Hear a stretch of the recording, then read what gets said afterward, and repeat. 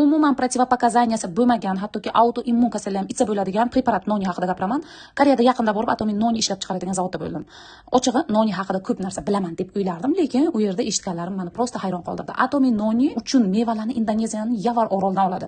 Noni hamma joyda bor. Osiyoda aslında noni yetishtiriladi va ishlab chiqariladi, lekin nima uchun Koreya faqat Indoneziyani aynan Yavar orolini tanladi? Chunki u yerda vulqonlar doimiy otilib turadi, shuning hisobidan tuproq minerallarga juda boy. Eng qizig'i, koreyaliklar mevalarni shunchaki ulardan sotib olmaydi.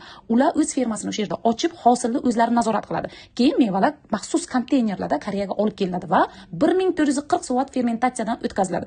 Natijada 1 gram atomiy noni tarkibida 800 milliard laktobakteriya hosil bo'ladi. Biz 50 dan ortiq vitamin nutriyentlar bor. Ko'pchilik uni energiya uchun, immunitetini oshirish uchun, immuniteti pastlar immunitetini oshiradi, immuniteti baland bo'lgan autoimmunlar naborot immunitetini tushirib beradi.